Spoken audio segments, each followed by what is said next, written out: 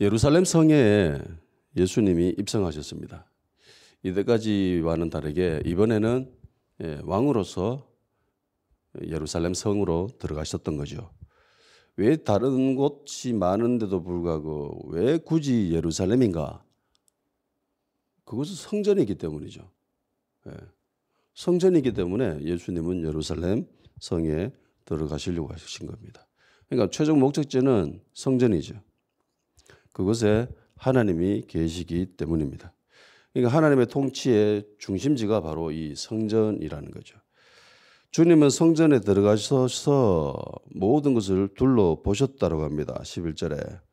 그냥 와 성전이 어떻게 생겼지라고 하면서 휙 둘러보신 것이 아니라 어떤 목적을 가지고 굉장히 주의 깊게 관찰하셨더라는 거예요. 이거는 뒤에 예수님이 어떤 행동을 하셨는가 보면은 분명히 알 수 있는 거죠. 아시다시피 예수님은 이후에 성전 정화 사업을 펼치십니다. 그러니까 그 모든 것들을 훑어보면서 어떤 문제점이 있는지에 대해서 파악을 하시는 거죠. 주님은 성전에 들어가셔가지고 그런 모든 것들을 파악을 하셨습니다. 그런데 시간이 꽤 많이 소요된 것 같아요. 예루살렘 성에 입성하는 데까지 시간이 꽤 지체가 됐던 것 같습니다. 왜냐하면 이미 날이 저물어 가지고 그냥 둘러보시는 것만 하시고 어떻게 할 수는 없었던 상황이죠. 그래서 다시 베다니로 돌아가셨습니다. 그리고 다음 날 예수님은 굉장히 뭔가 좀 서두셨던 것 같아요. 그러니까 예루살렘 성을 돌아오다 보시고 어떤 문제점과 목적의식을 가지신 거죠. 그래서 아침 일찍 일어나가지고 내가 가가 뭔가를 해야 되겠다라고 하는 그런 생각을 품으셨던 것 같습니다. 그래서 아침 일찍 굉장히 서두셨습니다. 아마 식사를 못 하셨던 것 같아요. 혹은 식사를 해도 대충 때웠거나 잠깐 드셨거나. 그래서 굉장히 가는 도중에 베다니에서 예루살렘까지 거리는 얼마 안 됩니다. 3km 정도밖에 안 돼요. 그래서 걸어가면은 한 30분에서 걸음 진짜 늘으면 뭐 1시간 이외에는 내 안에는 충분히 도착할 수 있거든요. 3km니까 얼마 안 되잖아요. 충분히 갈 수 있는 거리입니다. 그러니까 가는 도중에 예수님 너무 배가 고파가지고 와 도저히 배고파 안 되겠다. 뭐 먹을 거 없나 이러면 찾아보신 거죠. 마치 멀리서 무화과 나무가 보였습니다. 멀리서 봤는데 잎사귀가 풍성한 거예요. 그래서 저 뭔가 있겠다 싶어서 갔습니다. 뭔가 있겠지. 근데 막상 가보니까 잎사귀 외에는 아무것도 없었대요. 그리고 성경 기자는 이렇게 기록하고 있습니다. 생뚱맞게. 왜 아무것도 없었느냐 하면은 그 이유는 무화과의 때가 아직 아니기 때문이다라고 합니다. 이게 뭔가 이상하지 않습니까? 그리고 예수님은 그 나무를 보고 열받으셨는지 앞으로 사람들이 이제 네한테 열매를 따먹지 못할 거다라고 저주를 해버리죠. 그리고 제자들이 이걸 듣습니다. 그러니까 표면적인 내용들만 이렇게 살펴보면은 지금 예수님의 모습이 굉장히 뭔가 이상해요. 그죠? 열매 없는 성경 기자가 분명히 이는 무화과의 때가 아니다라고 했잖아요. 근데 예수님은 뭔가 있을 거라고 가는 거예요. 근데 갔는데 아무것도 없어. 당연하잖아. 때가 아니기 때문에. 근데 예수님은 되게 열받으셔가지고 저주를 해버립니다. 알다시피 무화과 나무는 말라 죽어버려요. 나중에. 하루 만에. 왜 예수님은 이렇게 말도 안 되는 소리를 하셨을까? 그냥 이 성경 내용만 보면은 그렇게 느껴져요. 너무 배가 고파가지고 정신이 이상해지신 건가? 실제로 이렇게 생각하고 있는 신학자들이 있습니다. 실제로 있어요. 십자가를 앞두고 너무 이렇게 고통스럽고 그런 스트레스가 심해가지고 약간 정신줄 났다라고 해석하는 사람들도 있습니다. 자, 요거 한번 살펴보도록 합시다. 히브리어에는 이 무화과 나무를 표현하는 단어가 두 가지가 나옵니다. 열매. 그러니까 우리 성경이나 헬라어나 영어나 이게는 그냥 열매는 그냥 열매예요. 근데 히브리어는 열매가 달라요. 무화과 나무잖아요. 무화과의 특징 알죠? 뭐가 없죠? 없을무. 그 다음에 화는 무슨 화? 꽃화. 그리고 과일. 그러니까 꽃이 없는 과일이라는 거예요. 모든 과일들은 꽃이 열리고 벌이나 나비나 이런 것들이 날아와가지고 수정을 해줘가지고 이게 암수와 이게 붙어가지고 이렇게 그러다 가지고 열매가 생기잖아요. 근데 무화과는 꽃이 없다는 거죠. 뭐 태어날 때부터 이만은 열매가 이렇게 뚱 하고 튀어나가지고 이렇게 커지는 거죠. 그러니까 웃기는 거잖아요. 그러니까 꽃 역할을 하는 무화과가 있어요. 열매 2번 열립니다. 이만은 희한하게.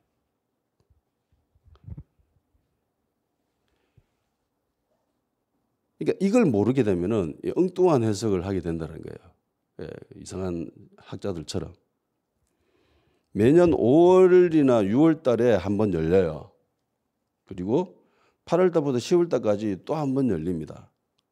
그러니까 앞에 열리는 과일을 겨울 과실이라고 해요. 그리고 뒤에 나오는 거는 여름 과실이라고 합니다. 겨울 과실이 맛있을까요? 여름 과실이 맛있을까요? 이스라엘은요, 이게 우리랑 약간 날씨가 많이 다르죠. 우리는 봄, 여름, 가을, 겨울 이렇게 돼 있는데 이스라엘은 그냥 2개로 나뉩니다. 건기, 우기. 우리나라는 여름에 비가 많이 옵니까? 겨울에 비가 많이 옵니까? 여름에 많이 오죠. 1년 대부분 비는 여름에 그냥 몰빵하잖아요. 근데 이스라엘은 반대예요. 겨울에 비가 많이 옵니다. 겨울은 우기입니다. 비를 많이 먹은 과일은 당도가 높아요? 아니면 당도가 없어요? 당도가 떨어지잖아요. 그러니까 여름철에 그리고 가을철에 비가 정말 많이 와버리면 과일이 맛이 없어요. 사과 한참 있고 포도 한참 있는데 그때 막 비가 내려버리면 당도가 없습니다. 달지가 않아요. 이스라엘은 여름이 건기입니다. 그러니까 포도가, 무화과가 엄청 달겠죠. 그래서 꿀이라고 표현을 합니다. 너무 달기 때문에. 겨울 과실인 이 첫 번째 열리는 거는 이건 맛이 별로 없어요. 여름 과실이 이게 되게 맛있습니다. 첫 번째 열리는 과실을 파게라고 부릅니다. 이거 억지로 익기 때문에 좀 퍼렇고 수분도 적고 푸석푸석하고 맛이 없어요. 그래서 이런 과실은 양식이 부족한 못 사는 사람들이 주로 먹던 거죠. 그리고 정상적인 무화과 열매는 이제 8월 달부터 10월 달까지 나옵니다. 얘는 테에나라고 이야기합니다. 부드럽고 수분도 많고 햇볕 받아가지고 당도도 굉장히 높고 맛이 좋습니다. 그러니까 예수님이 무화과 나무에 무엇이 있다라고 생각하면서 다가가셨어요. 지금 예수님이 유월절을 앞두고 지금 들어가셨던 거잖아요. 유월절은 4월 달에 있습니다. 그러니까 5월 달에 이 테에나가 파게가 열리니까 기대할 만하죠. 그죠? 예수님은 파게를 첫 번째 겨울 과실인 이 파게를 기대하고 가신 거예요. 그런데 가보니까 아무것도 없었습니다. 꽃이 안 피면은 과일이 열립니까? 사과나무에 꽃이 막 펴가 있어야 돼요. 그래 와가지고 벌들이 와가지고 해줘가지고 이렇게 생기잖아요. 근데 꽃이 안 폈어요. 그러면 이 나무는 가을에 사과를 맺을까요? 안 맺을까요? 당연히 안 맺죠. 그러면 이 여름, 이 겨울 과실인 파게가 없다라고 하면 이 가을에 이게 여름 과실을 열 수 있을까요? 못 엽니다. 못 맺습니다. 이 나무는 뭔가 이상해요. 뭔가 좀 이상한 나무예요. 잎사귀만 무성합니다. 그러니까 예수님이 이렇게 하신 행동은 정상이죠. 지극히 정상입니다. 이 본문을 외부인이 이 본문만 바라보면 굉장히 이상해 보일 수 있지만은 유대인 입장에서는, 유대인 관점에서는 이게 전혀 이상하지가 않아요. 우리가 볼 때는 이게 좀 뭔가 이상하게 보입니다. 그리고 별 생각 없이, 아무 생각 없이 보는 사람들도 이게 그냥 넘어갈 수 있습니다. 그런데 저 같은 사람, 이게 왜 이렇지라고 질문을 많이 던지는 사람들 있잖아요. 나 같은 사람, 약간 뭔가가 성향이 약간은 삐딱한 이런 사람들이 볼 때는 이 도대체 왜 이렇지라는 질문을 할 수밖에 없어요. 이상하잖아요, 이게. 예수님 모습이. 뭐 하나님이니까 너무 믿음이 좋아가지고, 예수님 하시는 건 모든 것은 다 오라 라고 해버리면 아무 문제 없겠지만 이것이 언젠가 자기한테 와가지고 걸림돌이 될 수 있거든. 실제로 이 부분 때문에 걸려 넘어진 사람들이 있습니다. 나는 왜 기독교인이 아닌가라고 책을 지은 사람이 있습니다. 영국 사람인데 노벨상까지 받았대요. 버트란트 러셀이라고 하는 사람은 이 열매 맺지 못하는 무화과 나무를 바라보시는 예수님의 모습을 보고 너무 충격받았대요. 예수님의 인격이 너무 실망스러웠대요. 그래서 믿지 않기로 결정했다고 합니다. 그리고 슈바이처 박사 알지요? 아프리카 성인이라고 불렸던 그 사람이 이런 소리 했습니다. 예수님이 십자가를 앞두고 있었기 때문에 정신적으로 스트레스를 너무 많이 받았다. 그래서 혼란하고 심리적으로 불안하고 그래서 정상적이지 못했기 때문에 게다가 거기에서 배도 고팠기 때문에 이런 일이 벌어진 것 같다라고 이야기를 했답니다. 그러니까 이 본문만 보고 그 이스라엘 상황에 대해서 잘 모르는 사람이라면은 충분히 이런 해석도 할 수 있게 된다는 거예요. 그죠? 그래서 우리는 배경 지식도 알아야 됩니다.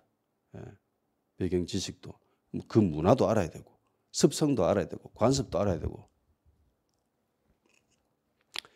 그러니까 제가 이야기하고 싶은 말은 어떠한 경우에도 하나님의 말씀은 진리입니다.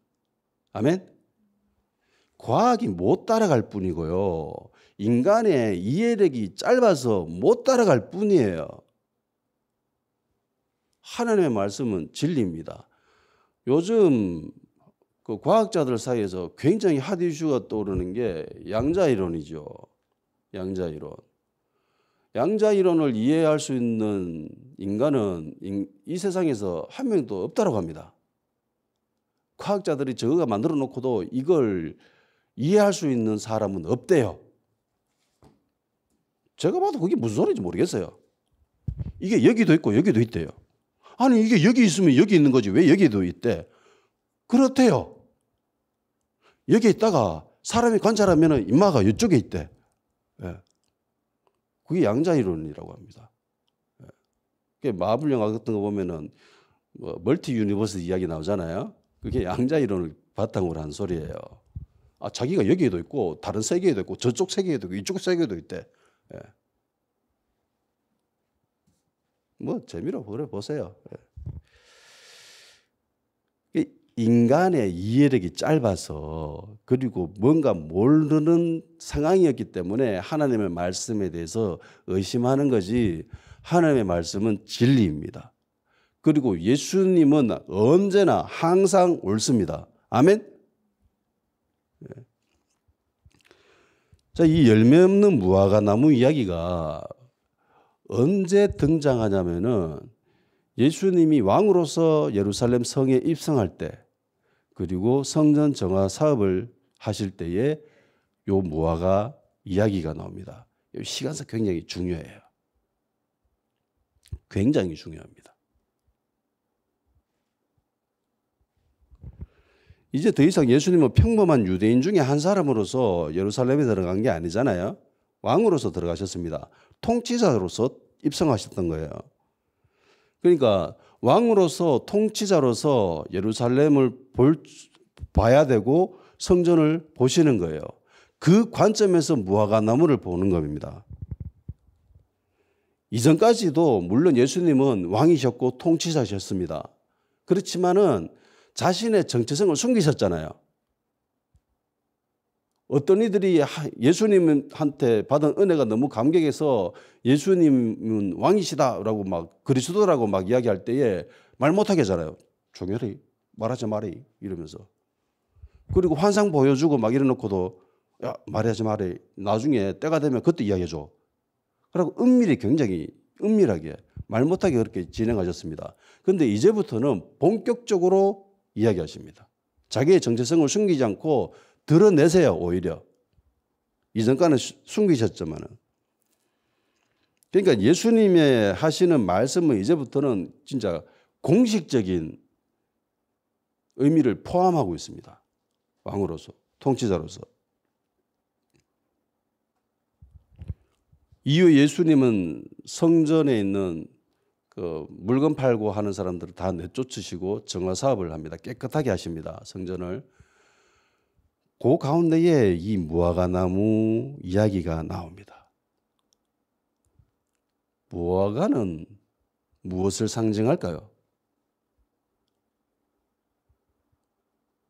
이스라엘을 상징하는 두 식물이 있습니다.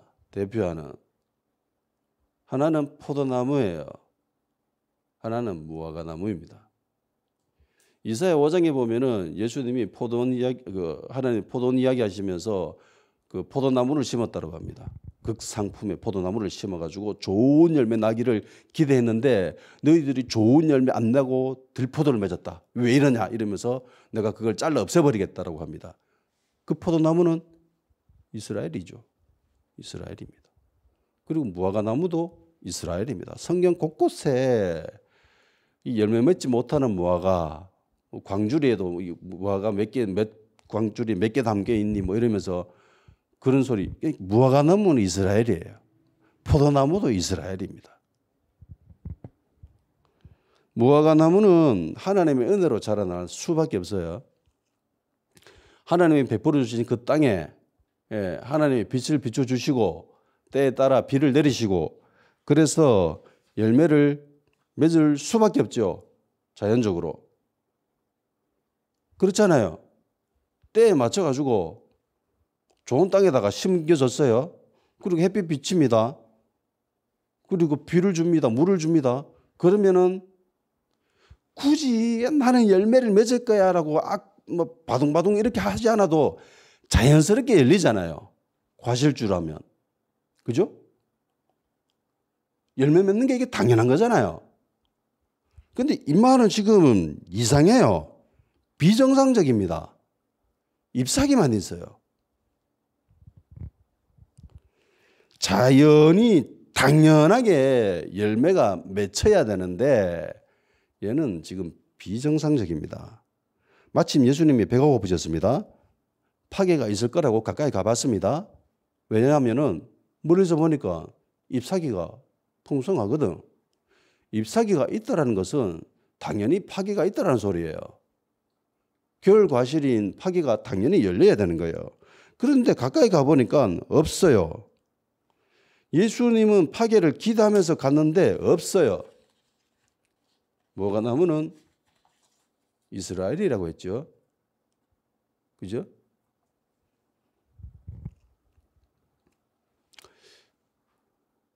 마침 예수님은 무화과나무를 필요로 했습니다. 왜냐하면 배가 고프셨기 때문에. 그래서 무화과나무한테 뭔가를 얻기를 기대했습니다.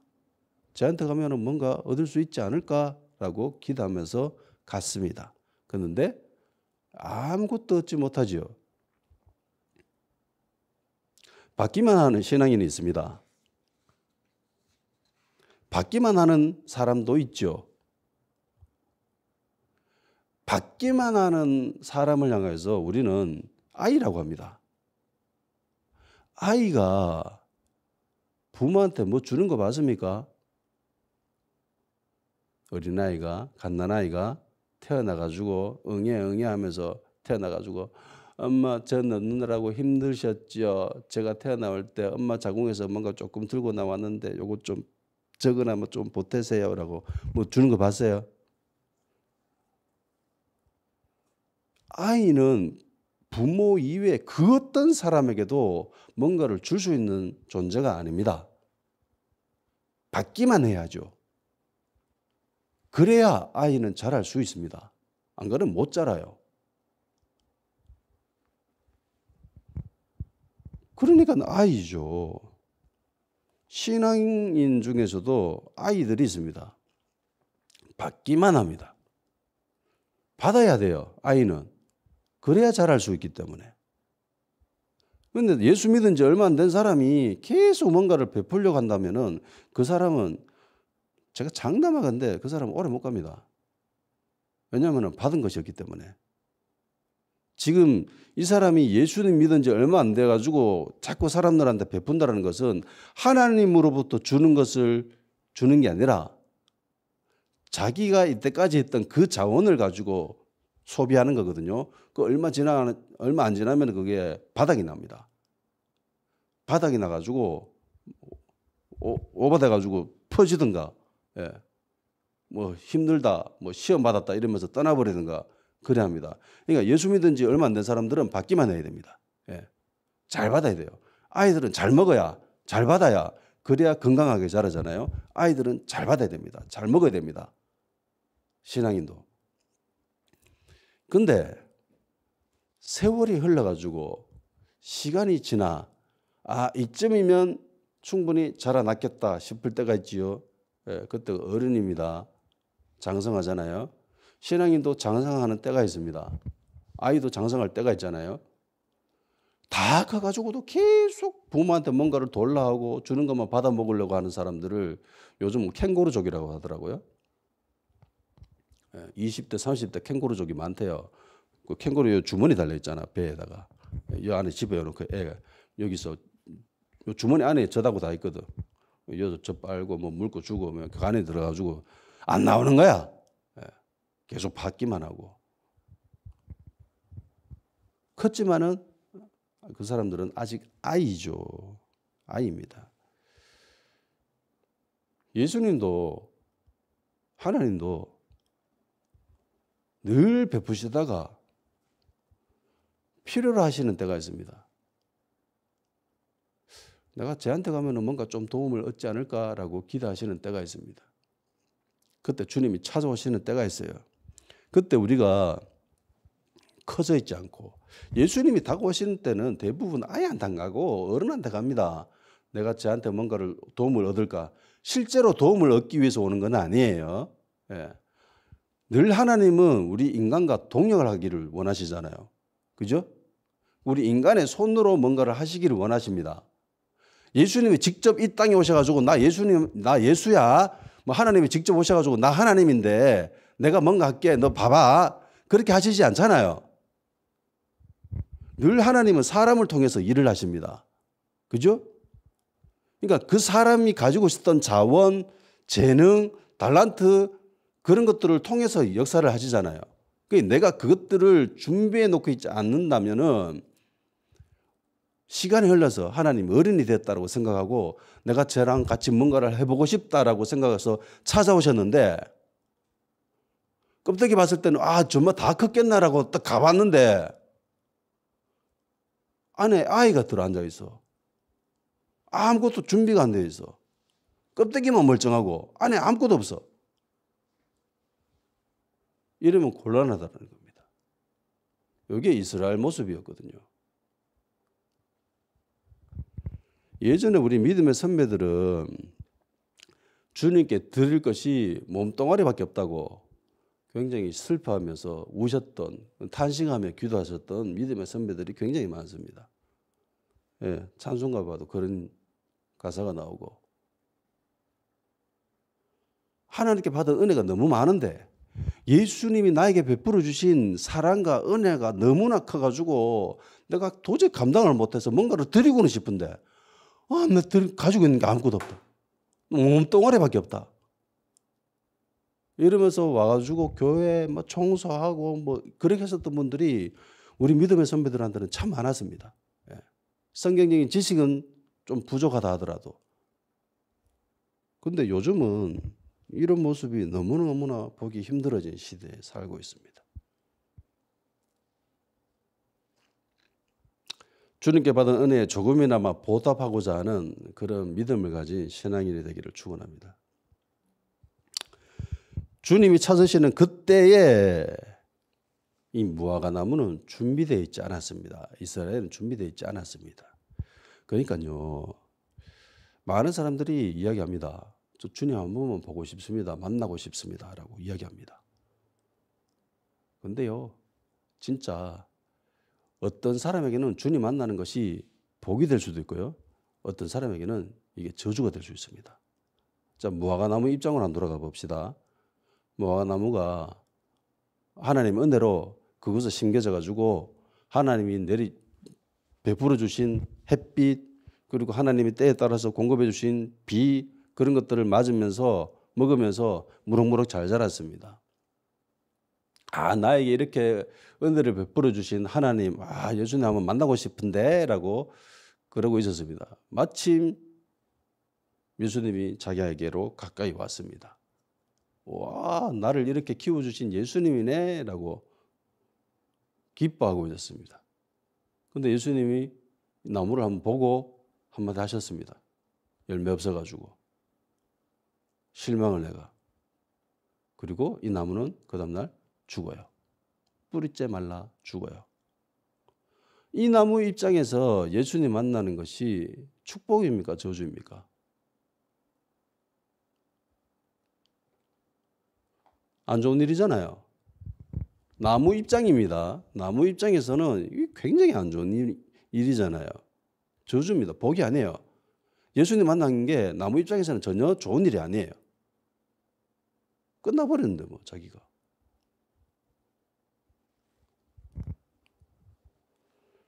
그러니까 준비되어 있어야 됩니다. 준비되어 있는 사람에게는 이거는 복이죠. 축복입니다. 예. 만일 열매를 맺었다라면 이 나무는 주님을 굉장히 기쁘게 해드렸을 거예요. 그리고 주님은 그 나무를 칭찬했을 겁니다. 그래서 주님을 만나기만 기대하고 준비되어 있지 않으면 곤란합니다. 달란트 비유에도 10달란트, 5달란트 받은 사람은 준비를 잘했지요. 근데 1달란트 받은 사람 준비가 안 돼 있지요. 주인 만나면 화가 생기는 거예요. 무화과의 때가 아니다라고 이야기했습니다. 이스라엘은 무화과 나무가 이스라엘이다라고 했으면은 무화과의 때가 아니다라고 한 것은 성숙한 열매가 없다라는 소리잖아요. 그러니까 성숙한 믿음, 완전해진 믿음, 완숙한 믿음은 아직 때가 안 이르렀대요. 당연하죠. 예수님은 아직 십자가를 경험하지 않았기 때문에. 십자가를 지나지 않았잖아요. 부활을 아직 예수님이 경험하기 전입니다. 그렇기 때문에 이스라엘에게는 그냥 파괴 같은 신앙만 있을 뿐입니다. 그런 믿음만이 존재하는 거예요. 덜 성숙하고 별 맛이 없고 그런 믿음을 이라도 있어야 된다는 거죠. 무화과의 때가 아닌데 예수님이 기대한 것은 파괴였습니다. 겨울 과실인 푸석푸석하고 막 맛도 별로 없지만은 그래도 먹을 만한 거. 그러니까 미성숙하고 완숙해지지는 않았지만은 약간 덜 성숙하더라도 어느 정도의 믿음은 예수님이 있을 거라고 기대하셨던 거예요. 근데 가까이 가보니까 없었던 거죠. 근데 웃긴 거는 예수님이 가까이 갔다요. 왜 가까이 갔죠? 잎사귀가 풍성해가. 멀리서 봤는데 잎사귀가 많아. 와, 그거는 믿겠네. 라고 간 거예요. 이건 무엇을 이야기할까요? 겉으로 보기에는 이스라엘 믿음 있는 것 같은데 신앙 괜찮아 보이는 것 같아 라고 가까이 갔대요. 갔는데 믿음 있습니까? 없습니까? 없어요. 신앙이 없어요. 이게 비정상이잖아요. 이게 모순입니다. 자연스럽게 열매를 맺어야 돼요. 잎사귀가 절에 많으면 이거는 무조건 100% 있어야 되는 건데 없어. 이건 뭔가 이상해. 야, 내가 이곳에다가 심겨다 주고 내가 햇빛 비춰주고 내가 비까지 내려줬는데 이게 뭐지? 이상할 수밖에 없잖아요. 이사야 5장에는 들포도 맺는다고 하나님이 그 포도나무를 다 베어 없애버리라고 했는데 이건 열매가 아예 없어. 하나도 없어. 이런 비정상적이고 모순적인 모습이 이스라엘의 모습이었다는 겁니다. 신앙의 형식적이고 껍데기는 있는데 알맹이가 없어. 열매가 없어. 열매를 맺어야 되는 것이 이 과실수의 본질입니다. 그죠? 사람들이 사과나무를 왜 심어요? 사람들이 포도나무를 왜 심습니까? 포도 열매를 원하기 때문이죠. 사과 열매를 원하기 때문입니다.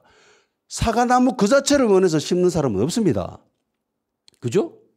포도나무도 마찬가지입니다. 포도나무는 더욱더 그래요. 이거 많은 장면에도 쓸 데가 없습니다. 땔감이 위에는 쓸 데가 없습니다.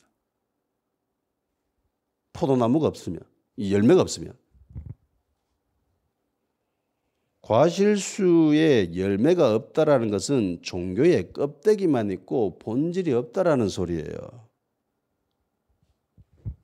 마태복음 23장 23절 화 있을진저 외식하는 서기관들과 바리새인들이여 너희가 박하와 회양과 근처와 11조는 들이되 율법에 더 중한 바 정의와 긍휼과 믿음은 버렸도다.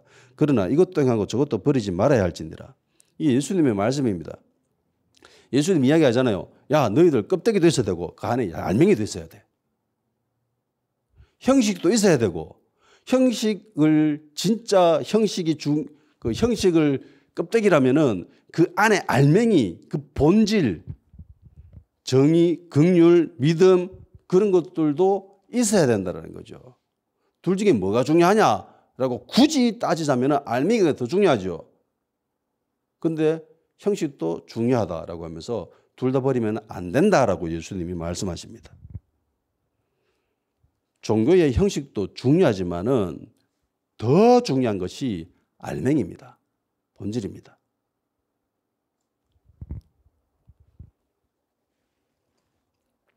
미가서 7장 1절 2절에 이렇게 되어 있어요.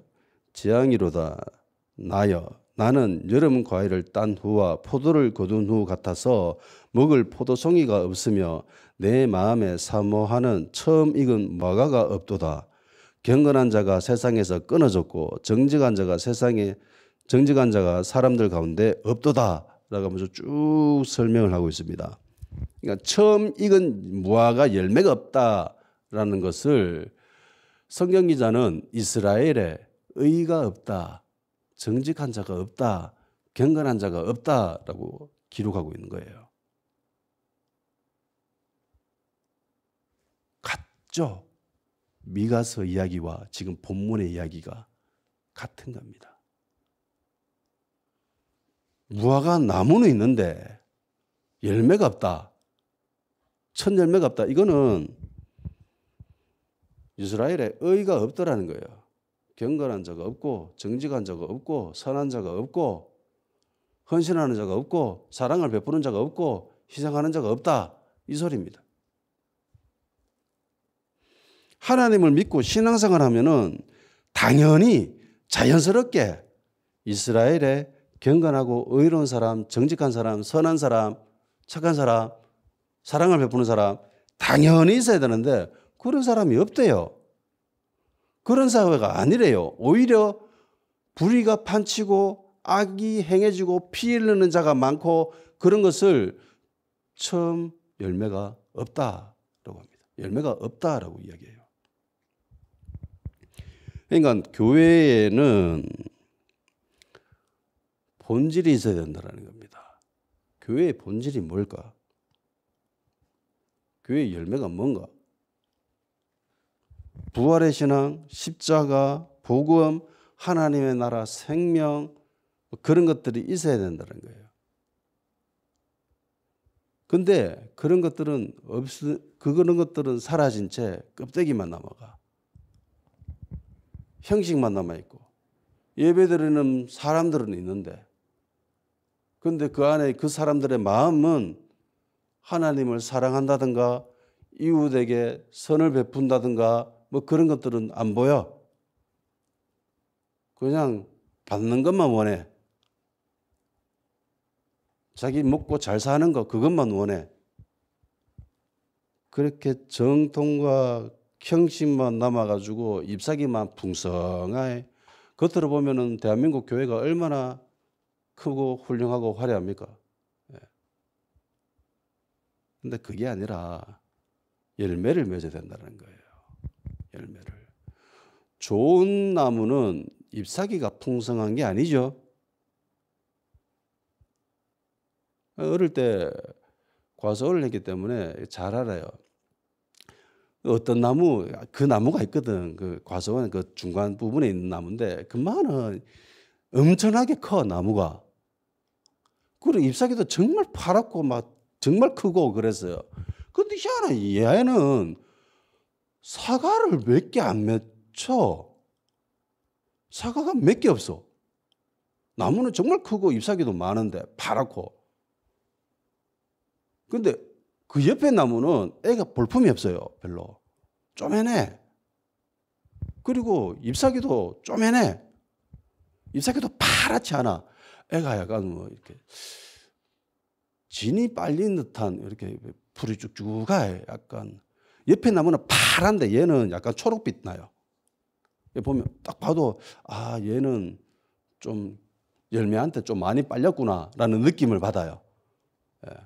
옆에 나무는 잎사귀가 본질인 것 같아. 잎사귀 키운다고 열매를 못 맺은 그런 느낌이고, 얘는 잎사귀는 몇 개 없어. 드문드문 있고 이런데 사과는 정말 많이 맺혀요. 뭐 거의 뭐 포도 송이 맺히듯이 그렇게 맺히는 나무가 있었어요. 주인 입장에서 뭐가 좋은 나무예요?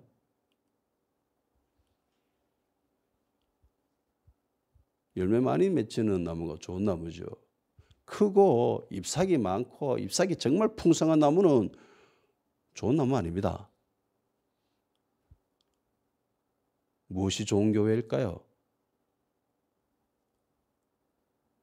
하나님 보시기에, 우리 주인인 하나님 보시기에 열매 많이 맺는 교회죠. 본질을 소유한 교회죠. 그런 성도 됩시다. 네, 그런 교회 됩시다. 사람들이 보기에는 와 파랗네, 크네, 화려하네. 그거보다는 본질, 본질을 중요히 여깁시다. 계시록에 나오는 예수님의 그 7교회를 향한 말씀들이 다 본질에 관한 이야기입니다. 껍데기에 관한 이야기 하나도 없습니다. 형식에 관한 이야기 하나도 없잖아요. 그죠? 다 본질에 관한 이야기입니다. 예수님은 잎만 무성하고 열매를 맺지 못하는 예루살렘의 영적 상태를 이 무화과 나무를 통해서 상징적으로 보여주고 있는 겁니다. 이사야 1장은 늘 저의 마음을 아프게 해요. 여기 다 같이 이사야 1장 한번 가볼까요?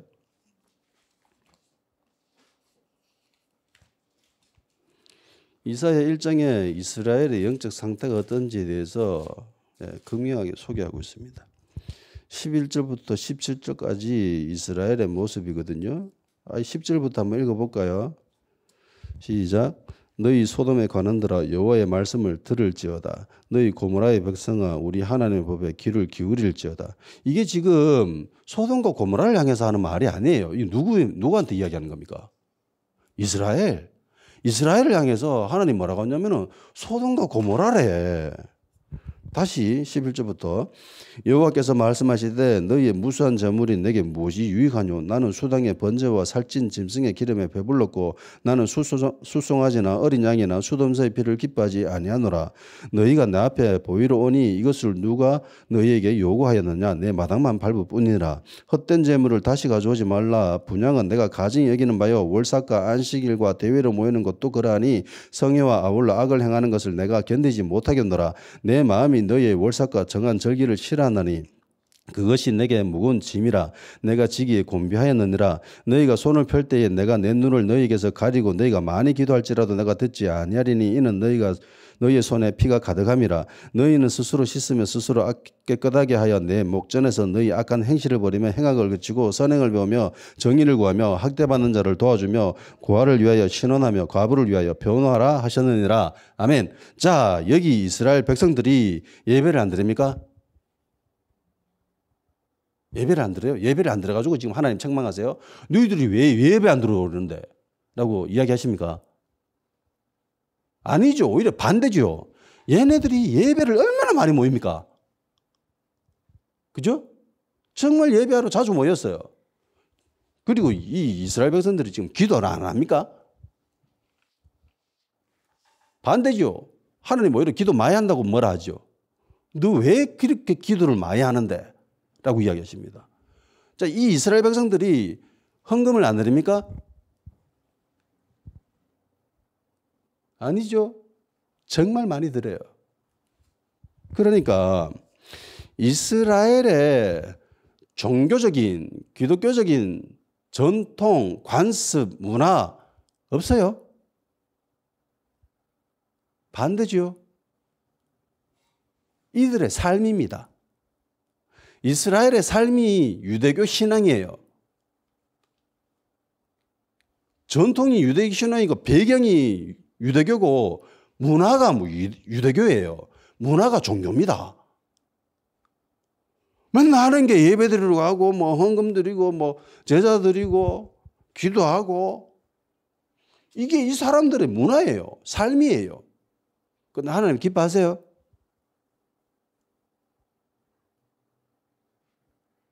싫어하죠. 하나님 싫어합니다. 제발 좀 하지 말아요. 내 마당만 밟는다고 더 이상 오지 말아요. 하나님이 진짜 오지 말라고 이야기하시는 거예요?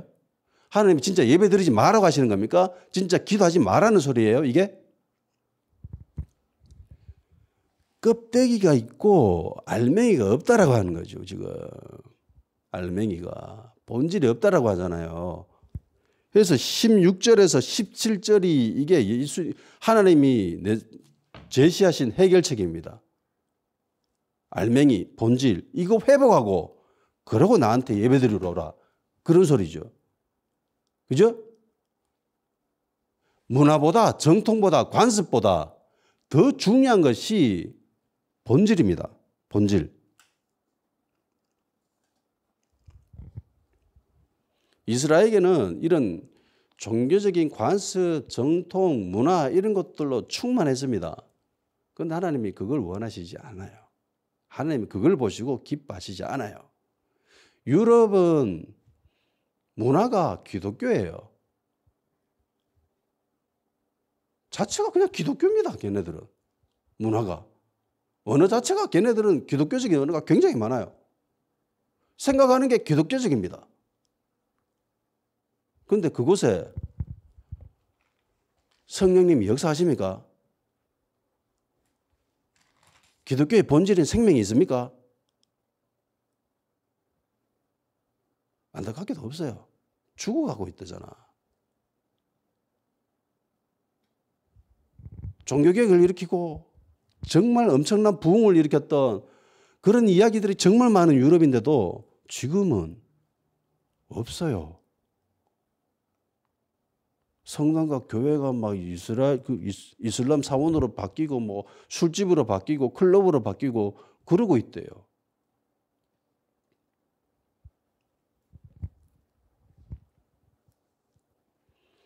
본질이 사라진 껍데기는 언젠가 순식간에 허물어집니다. 순식간에. 껍데기는 화려하지 않다 하더라도 본질이 살아있으면 언젠가는 화려하게 펴 올라오게 되어 있습니다. 자라나게 되어 있습니다. 열매 없는 나무를 향해서 주님이 말씀하십니다. 이제부터 영원토록 사람이 내게서 열매를 따먹지 못한다. 유대교의 사망 선고를 하십니다. 실제로 유대교의 중심, 유대교의 핵심은 성전입니다. 그죠? 그리고 얼마 안 있어 AD 70년에 로마한테 성전은 박살나버리죠. 예수님 말씀하신 것처럼 돌 하나에 돌 하나 남기지 않고 성전은 박살납니다. 무너집니다. 주님은 귀도 없는 무화과나무를 향해서 말씀하셨습니다. 무화과나무가 귀가 없잖아요. 귀가 없으면 못 들어야 되잖아요. 근데 희한하죠? 무화과나무는 그걸 듣고 죽어버렸습니다. 하나님의 말씀의 위대함입니다. 말씀의 위대함, 말씀의 능력. 비록 사람이 듣지 못한다 할지라도 우리가 선포하는 진리의 말씀, 우리가 외쳤던 믿음의 말씀은 언젠가 반드시 살아 역사하십니다. 아멘?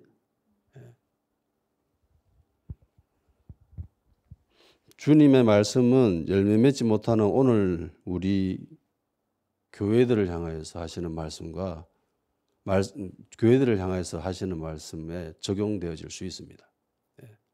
껍데기만 있고 열매가 사라진. 교회에 예배가 없어서가 아니죠. 교회에 기도하는 사람이 없어서 이런 소리를 하는 게 아니에요. 대한민국만큼 기도 많이 하는 교회는 없습니다. 미국 새벽 기도하는 거 봤습니까? 걔네도 수요일날 모여서 기도하는 줄 알아요? 금요일날 철야기도 그런 거 안 해요. 대한민국 기도가 예배 제일 많이 드리고 기도 제일 많이 합니다. 근데 기도하는 것만큼 예배 드리는 것만큼 믿음과 신앙이 그렇게 성장했느냐라고 질문해 보면은 꼭 그렇지만은 않아요. 교회 생활해 보면서도 이거는 분명합니다. 교회에서 예배를 많이 드리고 신앙생활을 많이 하고 기도를 많이 들었으면 자연스럽게 성장해야 된다. 믿음이 있어야 된다. 훌륭한 신앙이 돼야 된다라고 사람들은 생각하기 쉬운데 실제로 교회에서 오래 신앙생활을 했던 사람들의 모습을 보면은 그렇지만은 않지요. 오히려 문제를 일으키는 사람들이 그런 사람일 경우가 많아요. 초신자들은 문제를 일으키지 않습니다. 권위에 대항하지도 않아요. 별로. 오랫동안 예배를 드리고 오랫동안 하나님께 기도하고 그래서 내공이 쌓인 사람들, 이런 사람들이 교회에 문제 일으키고 목사님한테 대들고 그렇게 하죠.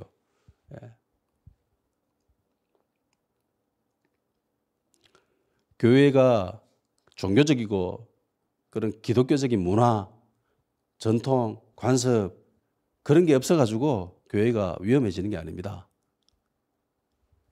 열매가 없기 때문에 교회가 위험해지는 거예요.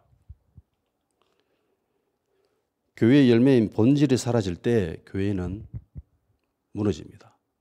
위험해집니다. 그래서 교회는 본질로 충만해져야 됩니다. 교회는 예수 그리스도의 생명으로 충만해져야 됩니다. 교회는 하나님의 말씀으로 충만해져야 됩니다. 교회는 성령으로 충만해져야 된다는 거예요. 그리고 공의, 사랑, 정의, 희생 그런 것들을 세상에 베풀 줄 알아야 된다는 겁니다. 그게 너희는 세상의 빛과 소금이다라고 하신 말씀이죠. 다 같이 기도하는 시간을 가지도록 합시다. 예수님이 우리를 찾으실 때에 주님, 제가 준비되어져서 기꺼이 기쁨으로 주님께 드릴 수 있는 그런 믿음과 신앙인이 될 수 있게 하여 주시옵소서. 만일에 내 안에 껍데기만 있고 열매가 없다면은 주님, 껍데기를 벗어버리고 우리 안에 열매를 키워나갈 수 있는 그런 기회 우리한테 허락해 주시고, 그래서 열매 맺는 신앙, 기독교의 본질인 사랑, 생명, 성령, 예수 그리스도로 충만해질 수 있도록, 그런 교회가 될 수 있도록 주여 역사하여 주시옵소서. 복음의 능력으로, 십자가로, 부활의 신앙으로 주님 우리 안을 가득 채울 수 있도록 주여 도와주시옵소서. 다 같이 기도하는 시간을 가지도록 하겠습니다.